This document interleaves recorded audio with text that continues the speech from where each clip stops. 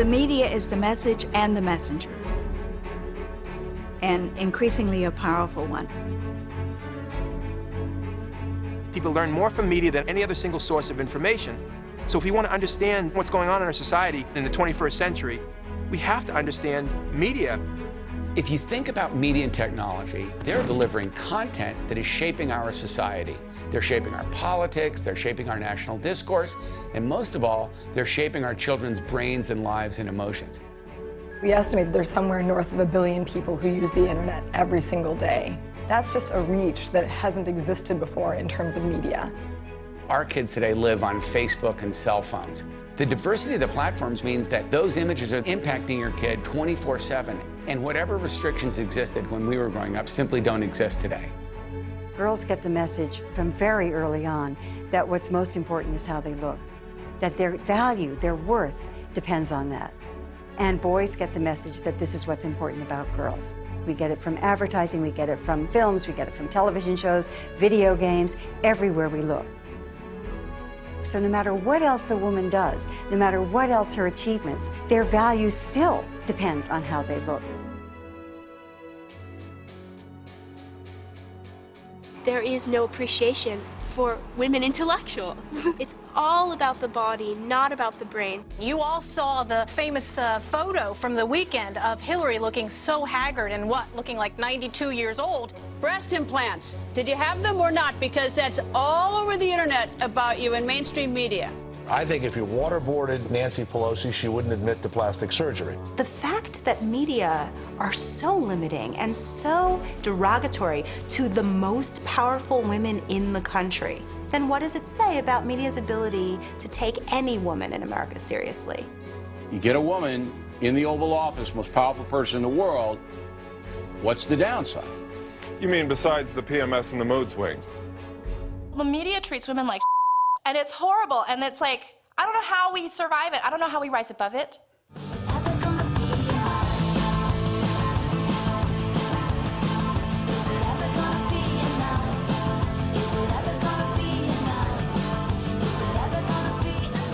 Media creates consciousness, and if what gets put out there that creates our consciousness is determined by men, we're not going to make any progress. An aspect of media literacy education that I think many people aren't aware of is the whole political economy of the media.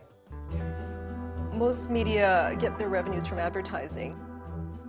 This is all about capitalism. The exploitation of women's bodies, cells, products, magazines, etc. This notion that these media companies are just giving us what the public wants. No, they're giving us what the media companies want, they're giving us what the advertisers want, and they're packaging it in such a way as to make it sound like it's our fault, and it's not. A lot of advertising is based on making people feel anxious and feeling insecure. The effect is primarily subconscious. It is very harmful, but for the most part, we're not really aware of that. As a culture, women are brought up to just be fundamentally insecure. I remember 5th grade, I was worrying about my weight, and now I'm in 9th grade, I'm still worrying about my weight. I have close friends that in between break periods, they will go to the bathroom and put on 10 pounds of makeup, and you're at school to learn. In a world of 1 million channels, people try to do more shocking things to break through the clutter. They resort to violent images or sexually offensive images or demeaning images. It creates a climate in which there's widespread and increasing violence against women. When is it gonna be enough? We're socializing boys to believe that being a man means being powerful and in control. Ooh la la. Being smarter than women or better than women, or our needs get met first in relationships with women. That's not genetically predestined. That's learned behavior. I definitely am not one to conform to the we need to be hypermasculine and we need to be misogynistic stereotypes. And it really puts a lot of pressure on me when I have relatives who have grown up with this phenomenon who attempt to put me on that path, but I'm not ready for it.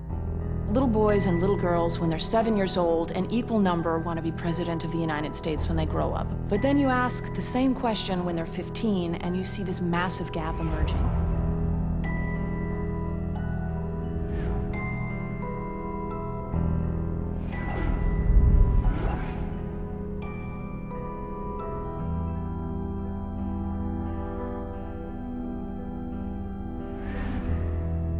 we're shortchanging voices that are urgently needed in public forums from ever getting to the table.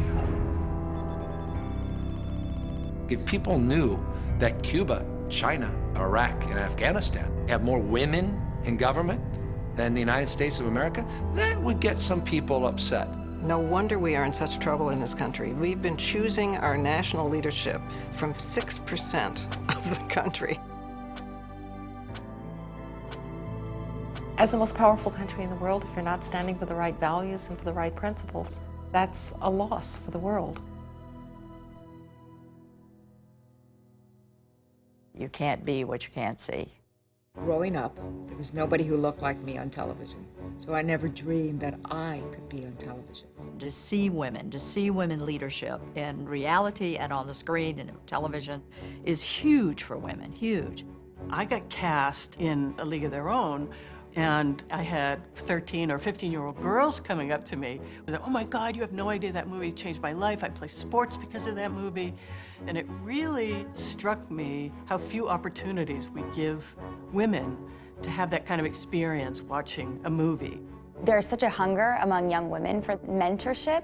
It is far overdue that we women say, "Alleluia, sister, whatever gets you through, I'm there to support you." One of the things that really surprised me was the number of women in positions of power in television who reached out to me and said, "Can I take you out to breakfast? Can I take you out to lunch? Can I make sure that you have my phone number or my email address so that if anything comes up?"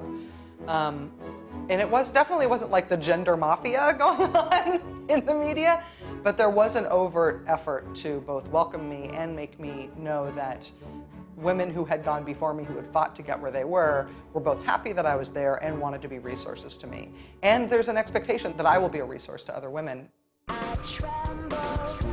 We're creating new leaders, and they're going to not look like how they always did, an older white male. They're going to look like a woman, and they're going to look like people of color, and that is the true reflection of this country and of this world. The media can be an instrument of change. It can maintain the status quo and reflect the views of the society, or it can awaken people and change minds. It depends on who's piloting the plane.